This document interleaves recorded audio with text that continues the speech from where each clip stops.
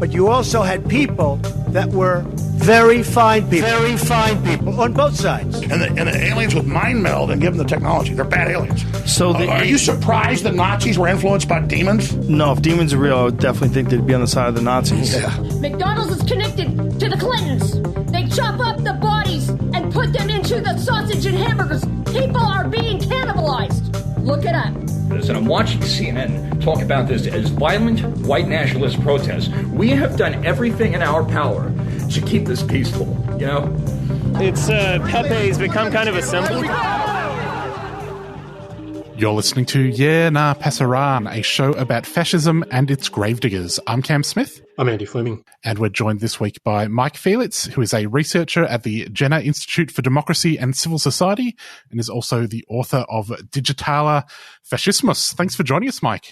Thanks for having me. So, Maik, just to begin with, what's your area of research? Well, my area of research is generally like far-right extremism. I'm working on it for many years. I'm doing my PhD at the University of Frankfurt on the rise of the Golden Dawn in Greece, actually. So I was working many years in Greece, did a lot of field work and researched the archives of Golden Dawn, and I'm asking like how this neo-Nazi organization got so much traction during like the last decade. But yeah, here in Germany, I was much more working on how social media and the digital are changing the far right, especially in Germany, but also beyond. And on the other hand, also like how far-right activism in a way changes the way how we use digital media and how it in a way like influences public discourse, and also like how we engage social media in general to hold this rightward shift and which kind of position it takes in the whole larger. Yeah, together with my colleague Holger Marx, I was writing a book on this, and it appeared only in German, unfortunately, in October last year. It's called Digital Fascism, Digital Fascism. We also had a paper in English that has been published at the Working Paper Series at the Center for Right-Wing Studies at the University of Berkeley. And this was the beginning that we tried to put like a theory of fascism, like to combine it with insights like from digitalization, from the way like how we can rethink fascism in the digital age. And this is our first our first attempt to try to write a popular academic book that turns to the digital to the various facets that these phenomena bring about. So, what's the difference between the new digital fascism and the classic fascism? It's not that we say that there is the one fashion that the new fascism. It's what we try to do with our theoretical work that we are doing there is to think like how the transformation of media in a way also transforms fascism. And the most obvious point that we see is that there's a new structure that what we propose how to rethink fascism in a way that not as a strictly hierarchical phenomenon that is structured by a party that has its leader and is dominating through paramilitary appearances in the streets. But what we propose is to think of the core of fascism, the interplay of decay and rebirth that is more or less the fascist core that all historians and pundits are agreeing on, to see how this transforms in a time when media landscape is much more participatory, when there are more and more actors engaging in kind of fascist spiral to, in a way, like to put forward a narrative of a kind of great replacement, a kind of white genocide. I mean, all these classic narratives that we know from far-right actors that have been like nurtured for many years and decades are now very much free-floating, are adopted by people who would not consider themselves as fascists or as right-wing or as, in a way, nationalists at all, but there are different incentives how these people make these claims heard, and this is much conditioned by the way how social media are working. So what we are trying to do, and to put it short, is to bring the strategies of the far right in the digital context in relation to the structures of social media, and to see like how it happened that there is such a right-wing surge recently that so many people who feel not so much appealed by far-right parties and movements still contribute to this kind of special dynamic that we call digital fascism. Golden Dawn might be considered a classic or a case of a traditional form of party-based fascism. In your, I guess, if you're able to conduct a comparative analysis of Golden Dawn and these newer expressions of fascist sentiment, was Golden Dawn able to adapt, and did it adopt digital forms of fascism? Is it a successful or a failed case of that kind of transition? It's a good question, because it was actually not my main topic of my dissertation, but when I scrolled down like all the archives of Golden Dawn, it's an organization that existed for 40 years. And when there has been like the first blog or the first website that they set up like in the late 90s, it was interesting how they counted every week how many visitors they had. They were like really proud in their newspaper writing like, this week we had 10,000 visitors on our website. This shows like in how far the people get the truth out, or how we get the truth out to the people, and that we have finally found a medium that how we can communicate directly like to broader masses in a way without any kind of intermediaries. And this continued, of course, and Golden Dawn was very quick also to adapt to social media, like in 2011, 2012, where it was not so usual that you had political parties on Facebook, for example. And it was quite effective means in a way to also present themselves as not as politicians, but the nice guys from next door. They were always showing like at the beach, at parties, and it was of course the media was taking up these shots and was making stories around it. So it was a very effective tool in a way to get mainstreamed for Golden Dawn until I think it was in 2013, after the murder of Pablo Suizas. They have been banned as one of the first political parties that was also represented in the parliament from social media. They still have accounts on YouTube and Twitter, but they were largely banned from Facebook, which was back then the only mass social medium in Greece.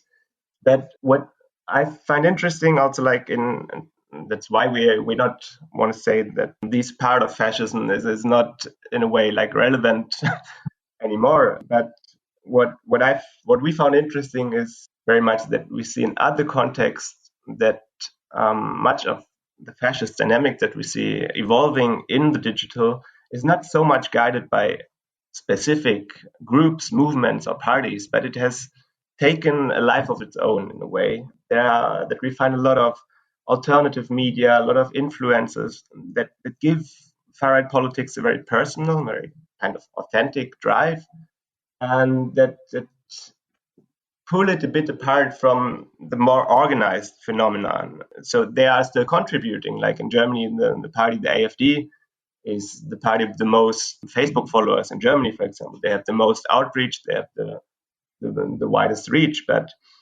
they wouldn't be as successful if they wouldn't have like their online army of different kind of self-made activists. People, especially who didn't have a political biography, who felt, especially after 2015, the heightened influx of migrants in Europe, they felt appealed to get their voice heard.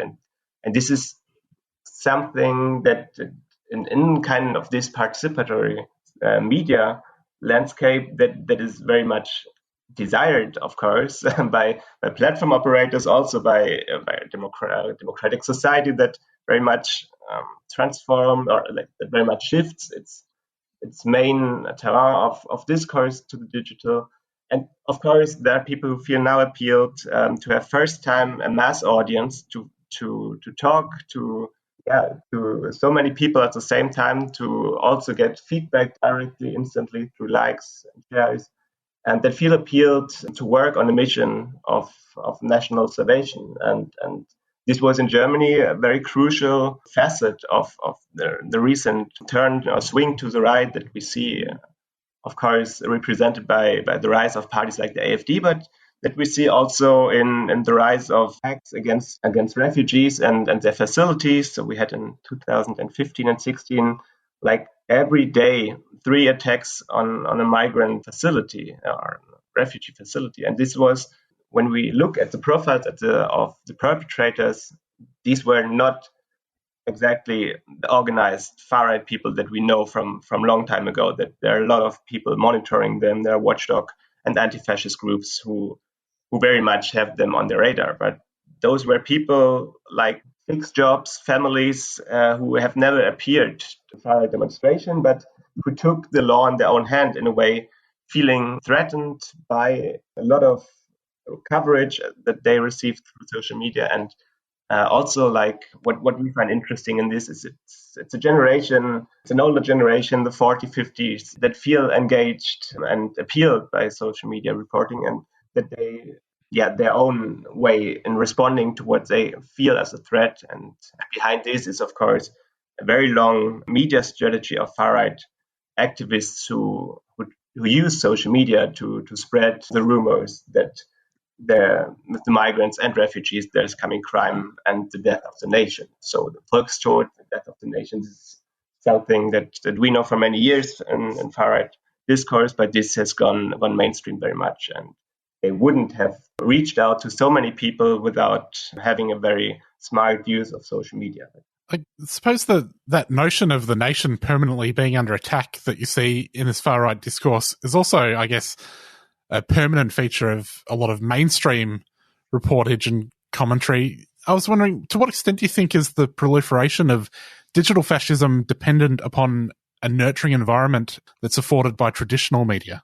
Yeah, very good question. Of course, this is a very big and important part of it. So the way how the mainstream media in a way reports on what's happening, of course, outside the framing of even fatal events that we also had here in Germany. This was, of course, encouraging what's happening on the fringes, on the far-right fringes especially. And what we observed here during the last years is that the media was especially not competent to understand how some digital dynamics are working and how easily they are being manipulated by a small minority that is very loud, very active, and that in a way dictates sometimes, not always, but sometimes the public discourse by mainstream media taking up their claims and their issues. I can make an example. That was when Pegida was rising up in 2014 and 15, there was often the talk about the concerned citizen, der besorgte Bürger in Germany. So the constellation of Pegida was not that we had a lot of young people, it was in the majority elderly people who joined these protests, and they haven't been taken serious as a kind of what they have been, like a far-right movement, and a far-right movement in times of general changing of society when it's getting much more diverse. So the media was partly portraying it in the beginning as people who have relevant concerns, and the politicians need to respond to it. And this contributes, of course, that these people feel very much that they're on the right path, that they are going to put even more resources into their political activism. And of course, it is, we have in Germany quite fragmented media landscape, and we have different notions also what this means in a way, like for broader political discourse. But recently we've seen also that the reach of these far-right alternative media really outnumbers in a way the reach of mainstream media. And so we have influencers and alternative media who get much more views and clicks than by the regular print and digital media that more or less have been the gatekeepers for many years. And this comes, of course, because the clickbait of the far right is much more engaging. The interactions profiting, especially like those media or those news streams that nurture fear, and this is very much the business of the far right. And of course, the media plays an important role in it, but at the same time, they are also like,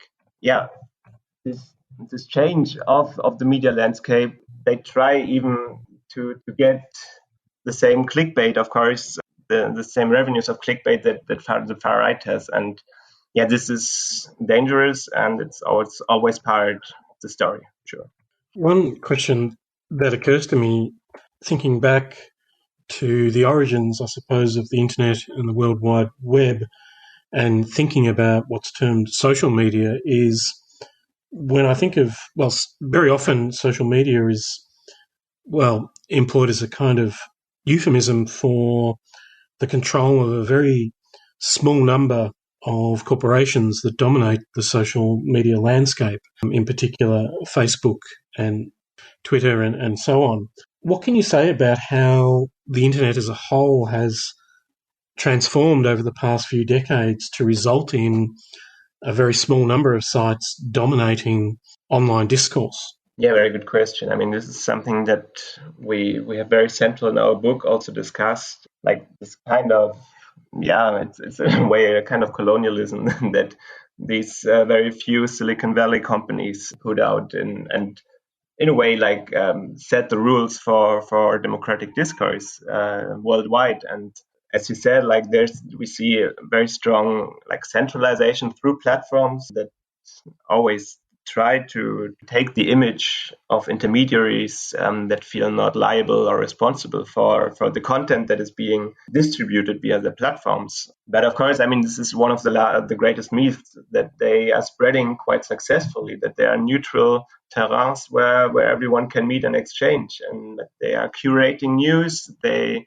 are programming algorithms, they decide in a way like who is on the platforms and who can in a way like communicate with whom. And so this is critical infrastructure for societies, and this is in the hand of very few global players, and this has of course remedies for the democratic discourse and in a way like how also societies are dealing with political problems. And I mean there are really a lot of points that I could turn out now. Maybe what I find especially interesting in terms of also far-right media activism is the way of how you can, of the kind of industry that has been built through social media that earns money like with spreading far-right myths and conspiracies. I mean, this kind of monetization that we see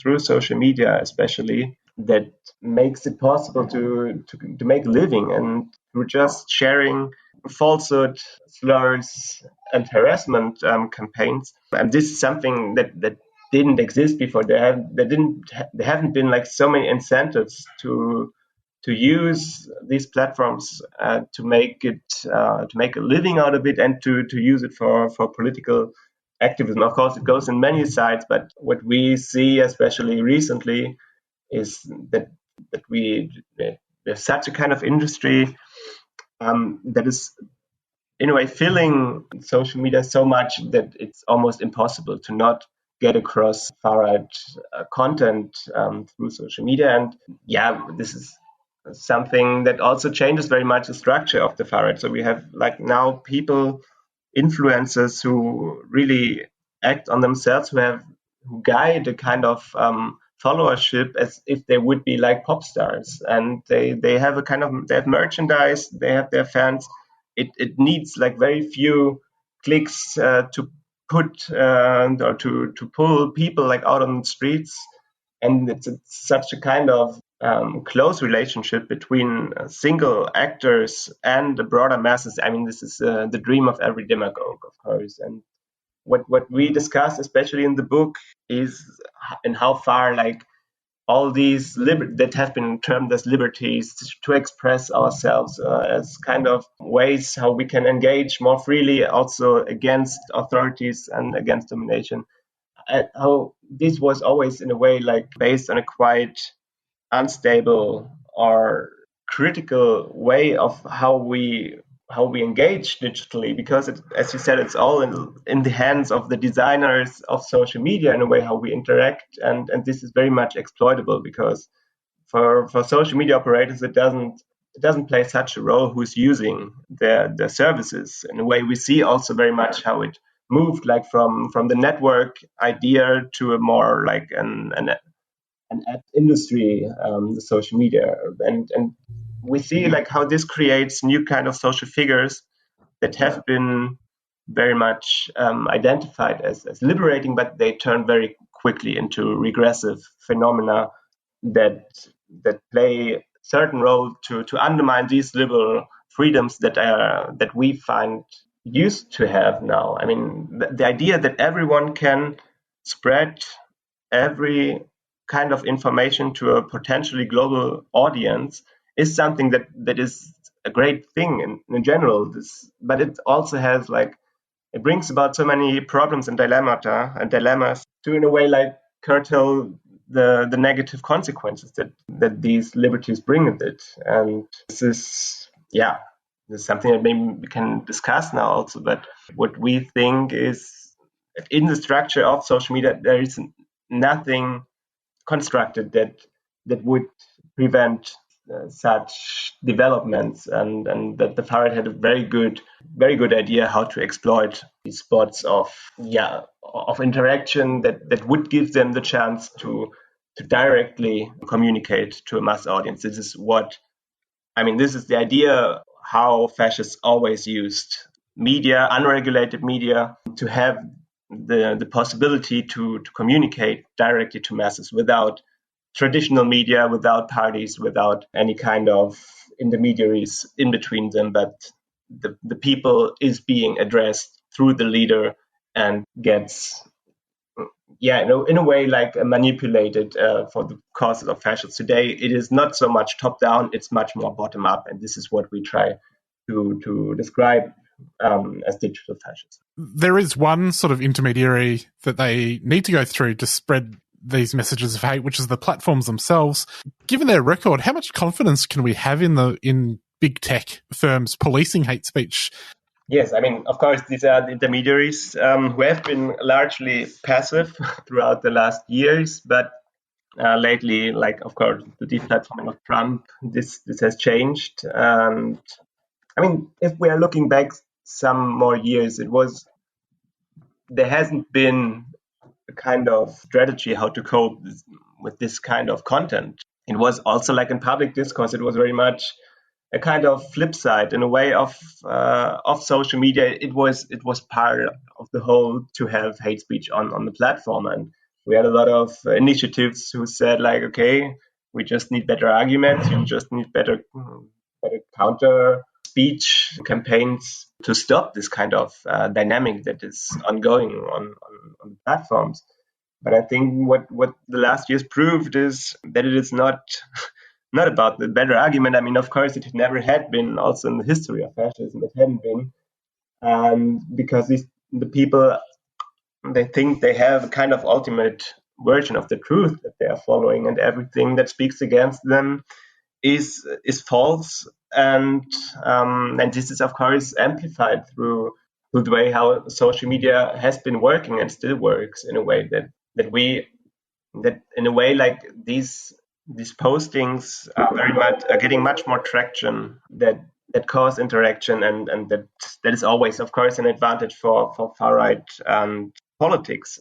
But it is difficult to find a coherent way to stop this whole mess in platform dynamics. So I said okay, we have kind of counter speech initiatives that make very good work, but at the same time, I mean, if we see it as a whole, they have also been, or some campaigns or some actions have been also very counterproductive in a way that they enhanced the interaction rates of far right postings online in a way that they always reacted, and through reacting, they reproduced in a way also the message, because these messages got more interactions, more traction, have been advanced algorithmically. So it needs a lot of good understanding of strategic communication to counter those far right hate speech and dangerous speech acts online. And of course, social media companies have been supporting initiatives, but it was, of course, more for PR reasons than that they took really the more deeper foundation of this kind of dynamics. So if they would take it serious, of course, they would rethink their ad system, the way how, if they really want people to be engaged all the time on their platforms, and if they don't change their business system, they their self-regulatory measures are always just scratching on the surface. So it's not just the algorithms, it's not just the way how they also like ask for such content, but it is in a way the different social media platforms as a whole who are very much open to be exploited. And so I wouldn't trust social media companies too much to also get really the problems. I mean, often we talk about the symptoms of the problems, but to go back to the idea that everyone can, the principle of publish then filter, so that everyone can publish first and then have to filter. This demands so much automation on the one hand, on the other hand, so much staff and personal work that is in a way like, ordering like the trash of Silicon Valley, and this is in these dimensions that we have, like with billions of users, we can never expect a kind of system that really works in a way. So I think, and I did a study on the deplatforming in Germany of the far right. It is interesting to see like how this is ongoing for many years. In Germany, we have much stricter laws and we have much more regulation than other countries. So they have been more prone to react. But as like far right narratives are not so much bound anymore to specific actors and are much more like taking the form of a swarm that is like spreading like very difficult to detect.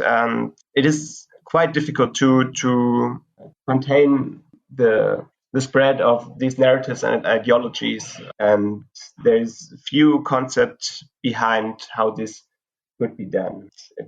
And just to add also, like it's not about just the hate speech. It's not just about those speech acts that are targeting minorities that are obviously, against the community standards of the platforms. It's much more the subtle communication acts that are often ingrained in visual propaganda, in videos, in audio, voice messaging. That is very difficult to detect. That is very difficult also to counter, and it is not very much also speaking against the community standards. It's enough to set a link and to a smiley or an emoji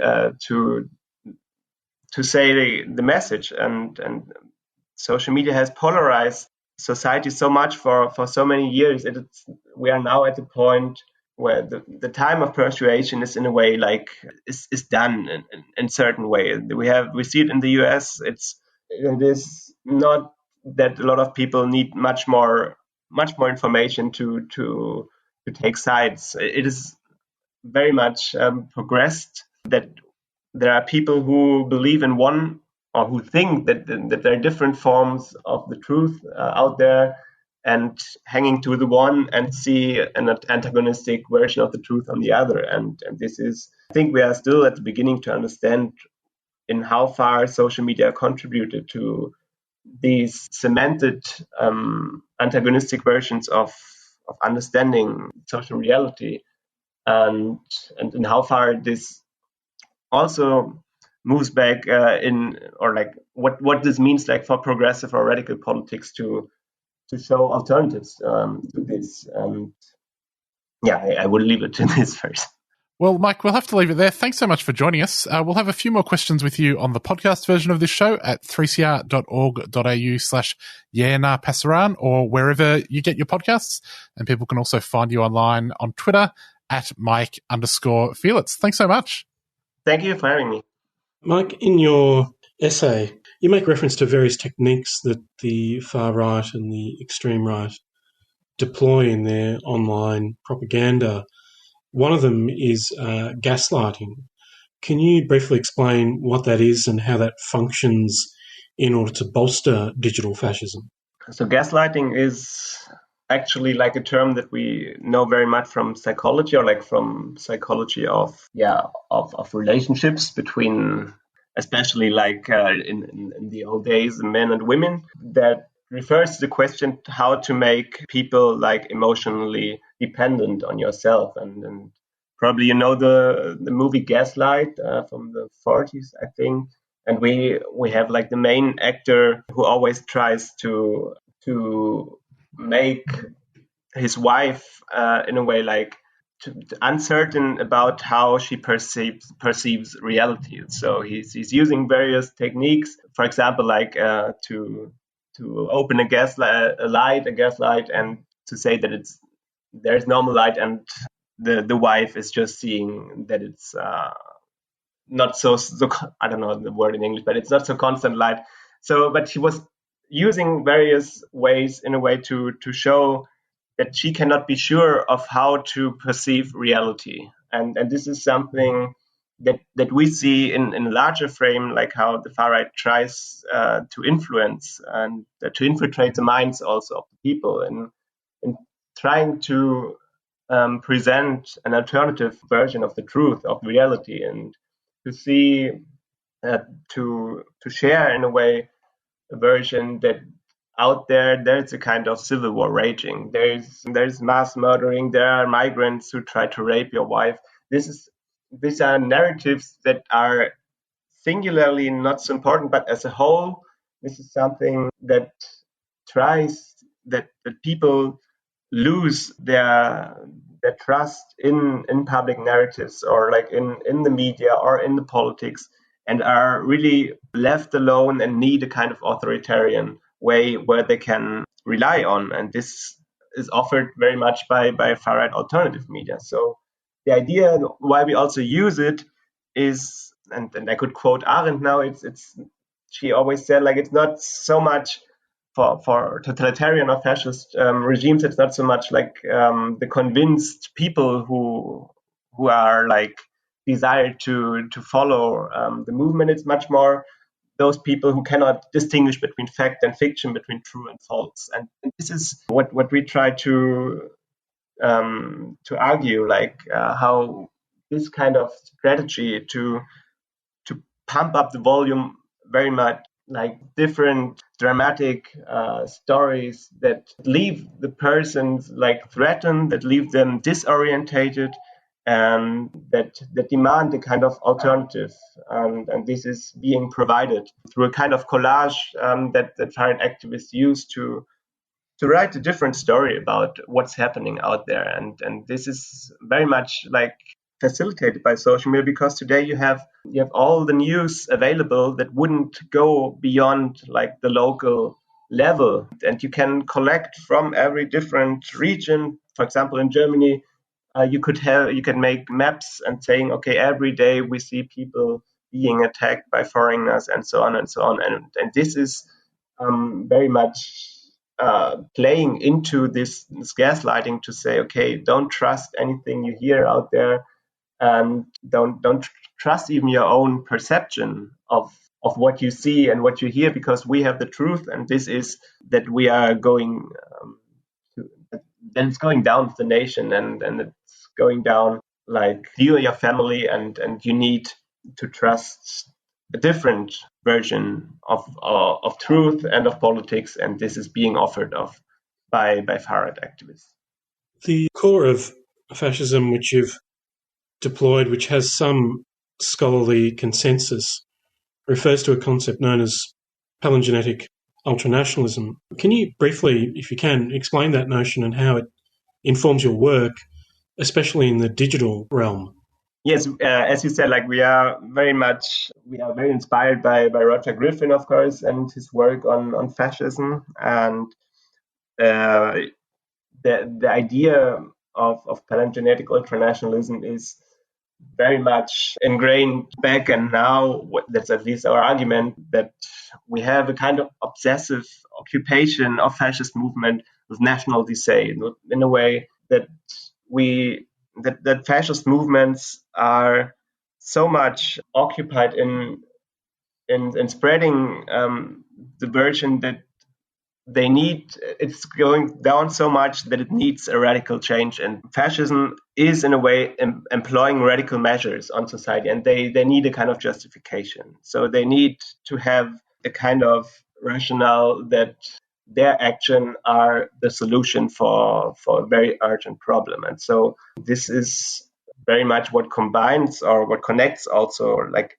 in our sense, like the situations in the 20s and 30s, the situation today that there are political forces whose political capital is to draw the picture of a doom, a kind of apocalyptic vision of society that urgently needs a kind of rebirth, in a way that all the structures of democratic liberal societies need to be really destroyed, and society has to build up from scratch. And this is this ultimate vision of fascism that is, of course, combined very different forms of organization, of aesthetics, of also, like, of course, of very different anti ideologies, that we see like how this fundamental idea is not being today so much, or not only expressed so much by these classical actors, but that it's really taking a world of its own, and that people are don't need so much kind of party anymore, because they are today connected. They are networked through social media. They get these messages like on their PC on a daily basis. And this has been, if we're looking back, like what's the function of the party in fascism? And this has been a core function, of course, like to educate the masses, to have a constant connection, like broad range of people.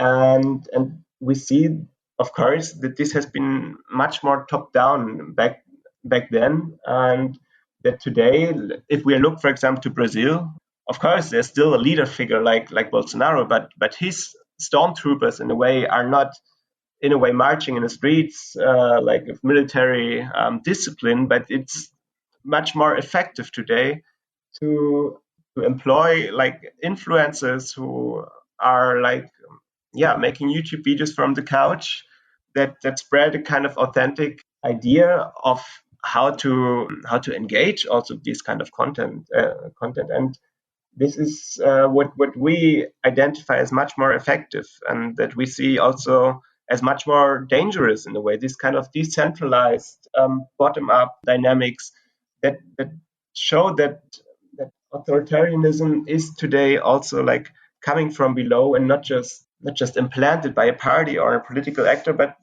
that we see very much like how this can take so different directions, that also can lead people like to take up the weapon and to shoot in. I mean, this kind of far right terrorist wave that we've seen in recent years. This is very much inspired also by these kind of palingenetic narratives, these kind of fantasies that are spread not only through social media, but also like through the different image boards and other different digital parallel worlds that nurture this idea that you need to take the law in your hand, and you need to self-defend yourself, your family, your nation. And this is what connects also like the different violent expressions of fascism those days with the movements, street movements, but also like political parties and the online discourse that we see. And this is for us the core now and then, how we try to think fascism in a way as, I mean, back then more, or today we see it more as a social dynamic. And this is what our argument that we are trying to add to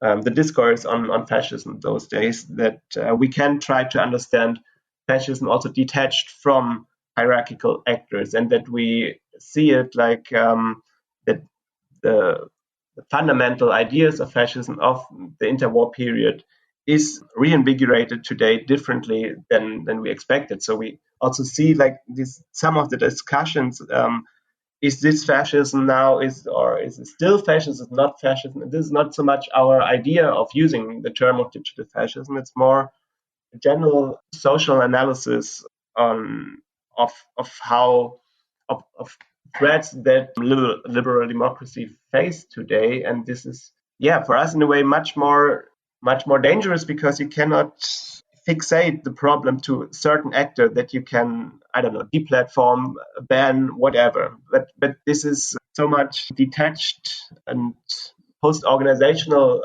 in a way that Jamal was calling it, that it is very difficult to pinpoint where these dynamics are taking their origin, how do they evolve, and how can we intervene in these dynamics. This is very difficult on a political term to engage with this, because back then we had like the clear votum of this, give them no platform. But today it is not that anti-fascists or also democratic actors can just take the platform.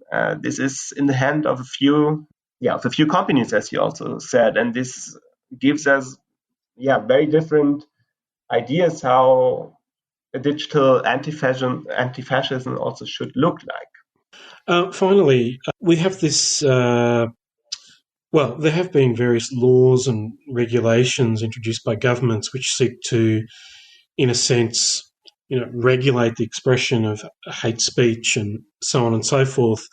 Also, we have various non-governmental organisations which are attempting to engage in fact-checking, to address fake news.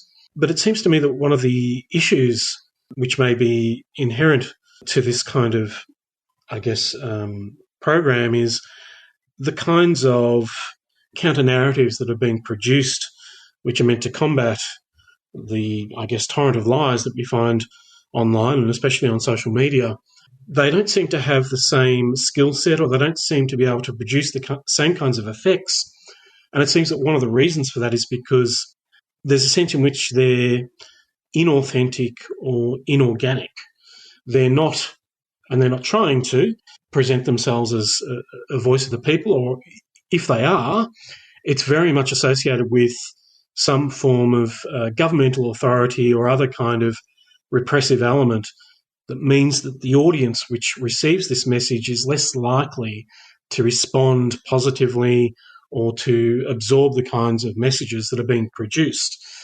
My question is, do you think that this means that there are opportunities actually for other social actors, not necessarily explicitly political ones, to intervene in the meme wars in a way that tends to combat the kinds of digital forms or the digital fascism that you document in your work? Yeah, it's a very important point. Thanks for pointing this out as well. I mean, to take one step back as well.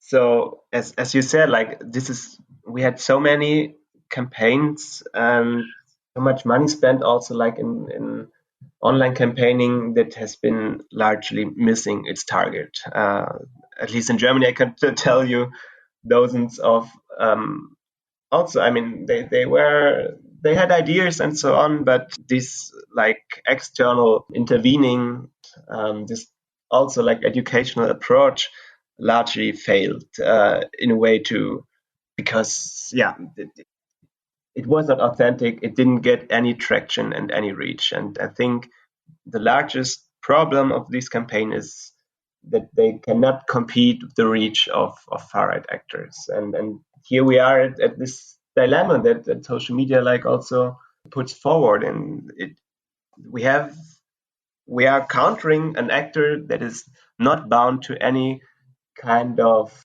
ethical or standard, or we have a radical pragmatic actor that uses any kind of means that would bring its political vision forward.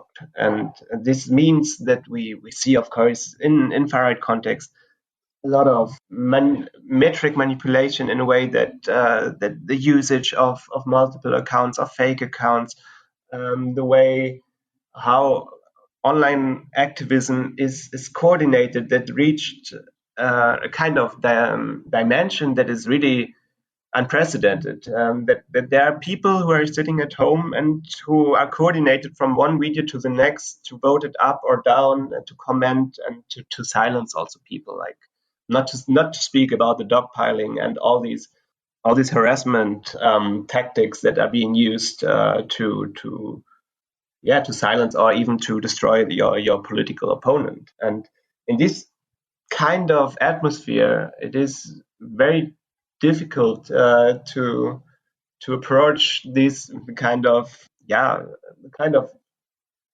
discourse-oriented way that would lead to, like, in a way, to consensus, or at least that you agree to disagree in a kind of civilized discourse. And this is also due that to compete like with these far-right hyperactive acting online, you would need the kind of same manipulative ways to counter it. We had, in Germany at least, we had very different initiatives who always tried to be present when there has been kind of some hate speech that has been concentrated, like, let's say, below a news link on one of the main media websites. So there would be kind of link to an incident that is connected to migration, and there would be like 50, 100 hate comments down this, and you would have like this initiative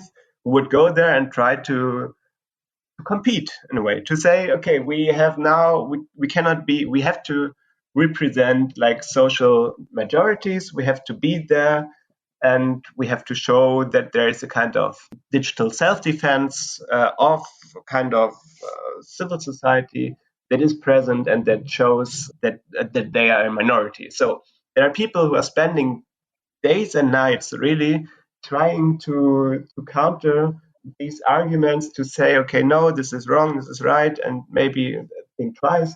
And this is, it is, at least the people that we spoke to, they are totally burned out after 2 or 3 years, because it makes you so dumb to engage with all this content on a daily basis that you get, that you withdraw. Like, after short or long, you will withdraw like from these kind of activities. And this also shows like that it is really difficult to also not have like the opposite effect that you want to have, because normally we have a lot of political activists who have a quite, let's say, rigorous approach, and that in a way feeds into the hand of those propagators and demagogues who say that, who say exactly that anti-fascists online have nothing to offer you. And there are so many dilemmas like involved here. The same is about fact checking, that every fact check in a way can mean for those people who spread them that it's a kind of honoring, in a way, that it's a kind of confirmation, because if the system says your information is wrong, it should be right because the system is wrong. So this kind of black and white or this kind of interventions can also have like the reverse reactions, and this, I wouldn't underestimate it. The same is like in kind of Twitter shitstorms and so on. This can have really unprecedented ways how people feel even more attracted by narratives that counter, in a way, like anti-fascist or civil society approach. But you said it quite before that this this kind of unorganic and governmental approach to counter speech is really just showing, in a way, like the helplessness, like how difficult it is to have a kind of civilized discourse on social media, because a lot of people withdrew. We made a study at our institute that I think that 20% or 30%, I don't know exactly, but there's a significant share of people who would not share their political opinion because they fear of being threatened, harassed, or even, just be silenced online. So they prefer not to express, and what remains are the people, of course, who do not have any kind of restrictions of their own activism. And we see, like, also this is very much ingrained in our like metric understanding of relations in our society, that those people who get the most views, the most clicks, are supposed to be those people who are the most relevant in the political discourse. And this is something that goes far beyond our topic of today, but this is the datification of society is very much playing into the hands of those people who want to manipulate, of course, the metrics. And yeah, the far-right actors have such an advantage in this because they feel not bound to any kind of any kind of approach of true or discourse of in a way like of any kind of deliberation, and so they use so much resources to manipulate their numbers, that the idea to compare the reach is so disadvantaged for political actors who try to counter these ideas. And we in our book we speak, and this is of course this up to debate. We really demand a much more regulation of mass communication via social media. It is still, if we think back to the 20s and 30s, it has been the gateway of fascist movements to have to be early adopters of new media, to be to communicate so directly, and to have their voices heard so much that that we had in Germany, at least after in the post-war period. It was one of the first measures to put mass communication under democratic control, and this works quite well. And we see also today how the public, I mean, of course we have the private media and we have the public news sector, but the public news sector is so much under attack today that it is such an important facet to have this the access to a mass audience that we need, that at least from our perspective, that we need to rethink which kind of freedoms that we give to each of us need to be restrained to save for the many, and to exclude the same freedoms for those people who want to destroy the freedoms. And this is a debate that we are just beginning to have, and some of the regulations that we see are very much just scratching the surface to say, okay, we need to delete more, we need to delete.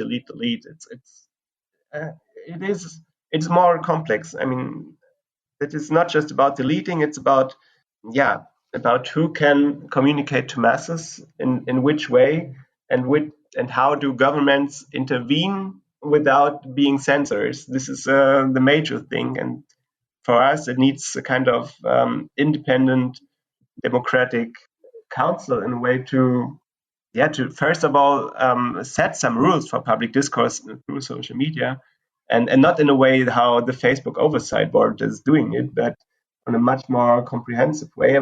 And of course, this clashes different national cultures, national laws, and it is a really complex debate. But what we see is that these debates are more or less always avoided, and so we keep this laissez-faire that companies dictate us, and this is very much into the thinking of these companies, that they further make the rules of how the world is communicating. And this is, I think, in 20-30 years when we are looking back, it will be, we will question each other how could this be for so many years, and all these consequences that we have in Brazil, in the US, in very different corners of the world, also in Myanmar, the genocide. I mean, we will ask ourselves, okay, how could we let them do this?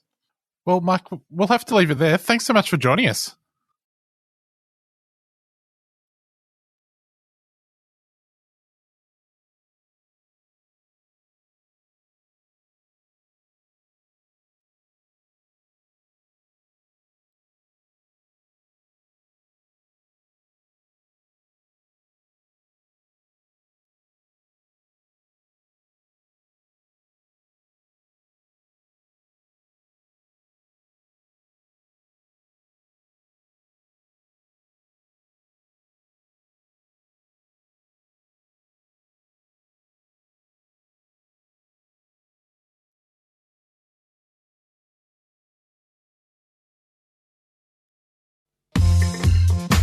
On Tuesday, March the 16th at 6 p.m, the Indigenous-led charity Books and Boots will host a special screening of the film In My Blood It Runs at the Thornbury Picture House.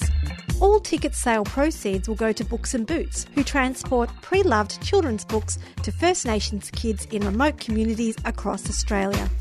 For a fun night out and to help close the literacy gap, head to Eventbrite and search Closing the Gap Fundraiser for Books and Boots, or go to the website booksandboots.org.au to secure your tickets. Let's do it for the Bullrise. Books and Boots is a 3CR supporter.